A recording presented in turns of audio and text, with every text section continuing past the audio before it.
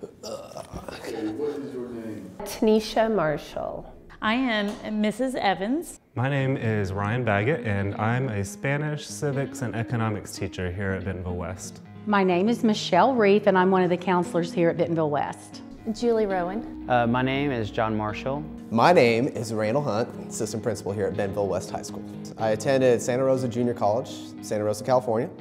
Then I went to Harding University for a bachelor's, a master's, and an independent study for educational leadership. I went to Cloud County Community College, which is in Kansas, Hutchinson Community College in Kansas, and then Kansas State University. And then I got my graduate degree at Fort Hays State University. I actually attended 3 colleges, NEO A&M College in Miami, Oklahoma, the University of Arkansas in Fayetteville, and then John Brown University at Siloam. I went to West Stark Community College, my first year of college, which is now University of Arkansas in Fort Smith, and then I transferred to the University of Arkansas. I attended the University of Arkansas in Fayetteville for my bachelor's and my master's degree. Went to college at University of Arkansas in Fayetteville. When I started college as a freshman, I knew I wanted to travel, so I was able to do that through the university. As far as like a career, I knew what I really didn't want to do, but surprisingly, here I am doing it. One of my favorite memories was just the blessing to be able to play college baseball, that brotherhood, being able to experience that not only in California at Santa Rosa Junior College, but also at Harding, and just the lifelong friendships that you're able to gain from that, and had several in my wedding. Well, I played sports my first 2 years, and so I can't really name just one favorite thing, but just being a part of that community and having a group all the time was really fantastic. And then when I was at K-State, I got a job on campus at the rec, and that was a lot of fun because I made some great friendships there. My favorite memory of college, intramural sports. I played co-ed flag football, 1991 champions, and I also played co-ed basketball, if you can believe it, and ended up playing center, all 5 feet 2 of me, in one of the games. It's awesome. Oh my gosh, this was a fun time.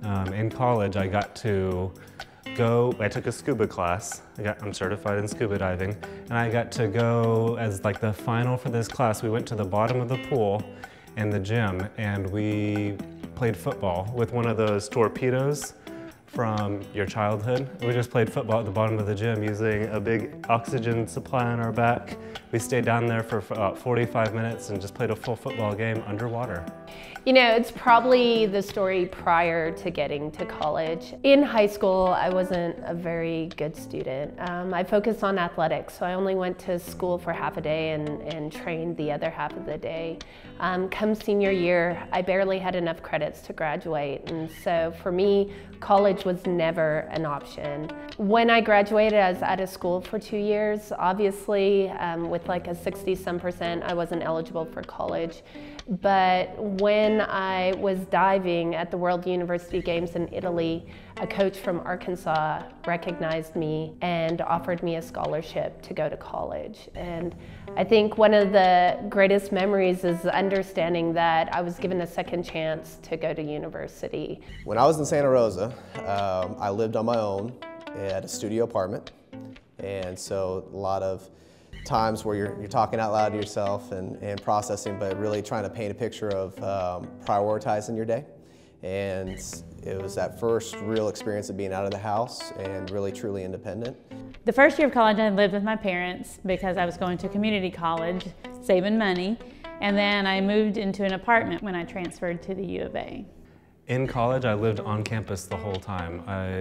Maple Hill dorm, and I was an RA while I was there. An RA is basically the person who's in charge of the floor of each dorm. You organize events. For example, one time I organized an event where everybody went to Old Main. We went out on the lawn and we played Capture the Flag. It was one of the funnest nights that I had in college. That's another memory for you too. It was a lot of fun to be an RA, and it was a lot of fun to live on campus. I lived by myself senior year in high school.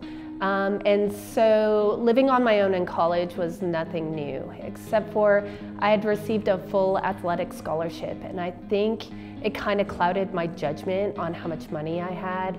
And so I went through that money pretty quickly. And my father had given me a credit card for a case of emergency. And I had too much pride to tell him that I'd mismanaged my money. So I started putting my rent and my bills on my dad's credit card.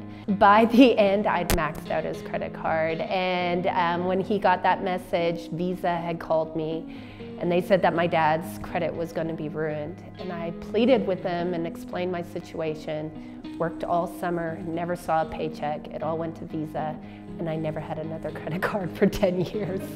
So I started out going right out of high school knowing that I wanted to be a teacher and a coach.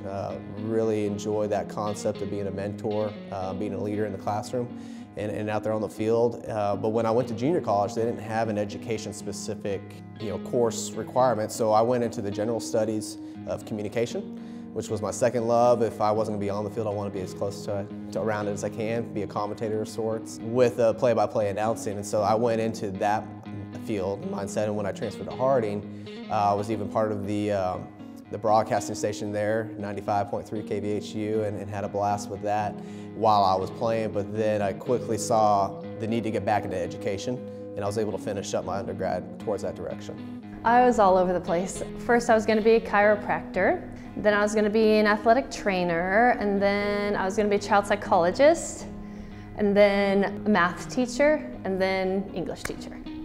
Oh, I thought I knew what I wanted to major in. I started off as an archaeology major because Indiana Jones is awesome. As soon as I took my first class in archaeology and anthropology, actually, I said, well, maybe this isn't for me. It turns out you do a lot less fighting Nazis. Some fighting Nazis, just less. I changed my major to German, as a matter of fact. Took some German. Thought, hey, that's not super useful. I don't want to live in Germany for the rest of my life. I basically, by the time college was done, I had changed my major 6 different times. So, no, I didn't know what I wanted to do. My biggest lesson was time management, because it was very important to make sure I had time to study, making sure that I got to do fun things too, but also had to think about my job and all of the homework that I had. My first thing would be stop. Stop. Let's think about what you want to do. Let's talk about career. You don't have to know exactly, most definitely, what you want to do, what you want your career to be, but you need some ideas. And so start there and then look at the career, what kind of training you're going to need. Then start thinking of a major and then start looking for a college. I think we get it backwards a lot of times, that we choose our college first when we really should be choosing our career. So I would spend lots and lots of time exploring career options, taking career assessments, and then talking with people in different careers. Just having to prioritize, know what's important, to be able to take care of the non-negotiables, and that involves just the safety of you. Make sure that you're not eating out every single night because you just can't afford to do so. Making sure that you're showing up for all your classes, and just don't let any opportunity slip by. That's probably the biggest thing I took away from that. Lived by that, and I'm here today talking to you about it as a result. Just get the degree. Don't force yourself into something that doesn't feel good. I mean, if you know you 100% don't want to do that thing, then that's fine.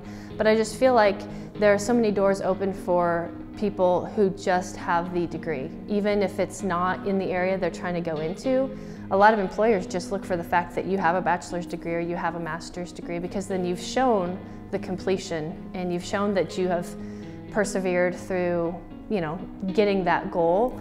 First off, 7 o'clock classes are too early. Just don't do it. Number 1 lesson to learn. Other lesson was procrastination does not pay off. I wish that it did. I did it even through my senior year, but I did it less and less because I saw the horrible consequences and the horrible quality of my work when I procrastinated. Be open to any possibility. You never know where your life's going to take you. You never know how your passions are going to change. Just be open and be ready to embrace whatever comes through the door so you can take advantage of what life really gives you. My advice is that there's nothing off the table. We always think about money because of parents' income. My parents, my mom worked in a cafeteria. My dad was in the Air Force. a master sergeant. We always think of the things that we can't do. And there's really, in our system, in the U.S. university system, there's really a lot of things that you are able to do if you're willing to put in the time and effort to search and look at what you really want to do and dream big. Don't cut yourself short at 16 or 17 or 18. Everything's going to be difficult and tough, and sometimes it's not really the subject matter, it's how much attention and focus you put into those things. So that's the one thing, is certain things we always say they're tough, but maybe it's just how much focus and attention we're giving them. I would say that school is an entire experience, and it's meant to prepare you for life. The small lessons of being forgiven for turning in a late assignment, the work ethic that goes into doing an assignment that maybe you didn't get the grade you deserved, but you did it anyways. I think those are the lessons we take with us in life. I'm much more compassionate with my kids because I know how hard school can be, and I know what it's like when you don't feel smart enough and you just kind of give up. I understand what it's like to work hard and always be the runner-up. And then the day I received my Team Canada jacket and I had made the national team, it meant more than a handout. So I think the biggest thing you can take from school is don't forget it's the whole experience. It's not what classes you took or what grade you made on the test. It's at the end of the day, are you proud of the person that you came out senior year?